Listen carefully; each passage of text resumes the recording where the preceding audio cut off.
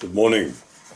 I have bad stuff from Canada, terrible stuff, and then some good stuff. This is from Australia and from Costa Rica. Right, so Australia is this. You remember Dan Andrews, of course, the former Premier of Victoria. If you ask me, I think he was the worst during COVID, the worst leader. And then we had Jacinda Ardern, of course, and Justin Trudeau, and a lot of stupid idiots. But he was really, really bad, wasn't he? It was his mission to make it miserable for people who wouldn't take the COVID injection. I can't stand the guy. Now this guy, Dan Andrews, he's now sick. This is what I know about it. They say it happened 6 weeks ago. He had a significant health incident. They are talking about a severe neurological episode. Right, something happened up here, right? And now he's in hospital. He's got serious problems. He's got problems speaking and moving. Right. Makes you wonder, doesn't it? Maybe it's the stress, the stress of being Dan Andrews now in Australia, where the Australians are starting to talk about what happened during COVID. And people are turning around, and then you are Dan Andrews. Quite a stressful situation, don't you think? So maybe that's what it is. I don't feel sorry for him. Not at all. He caused a lot of suffering, this guy.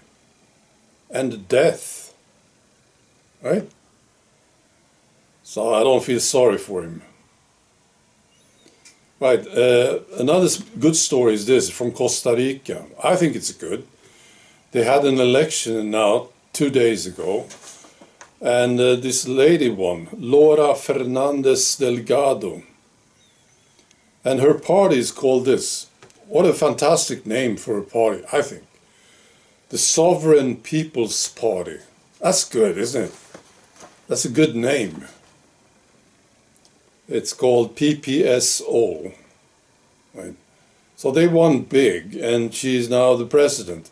Now, I listened to her, I watched her, I really like her. So I think she's good. They talk about her as being a bit similar to Milei in Argentina, and this guy in El Salvador. I don't remember his name. He's doing a great job in El Salvador. And of course, Milei is doing a fantastic job in Argentina. And I think, she's good. I believe so. We will see, of course. Wow. Something is happening in South America, I suppose. Can you imagine if more leaders were like this? It's coming from the people, this thing. The people change. They say, we don't want any woke, we don't like criminals, we don't want this anymore, we don't like globalism. And then they push forward this person. And then they vote, and things will change. You look at what's going on in Argentina now, it's a totally different country. Right. I think he's doing a fantastic job in Argentina. Milei. Right, so that's the good news. And then we have the bad one. It's from Canada. Health Canada, the authorities. They had requests for reports, documents on vaccine injuries. And you know what they said? No, we're going to hide this. They are hiding it. They locked it away for up to 15 years.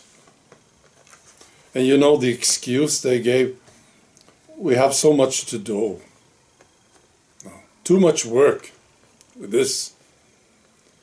So you're not getting to see this in up to 15 years.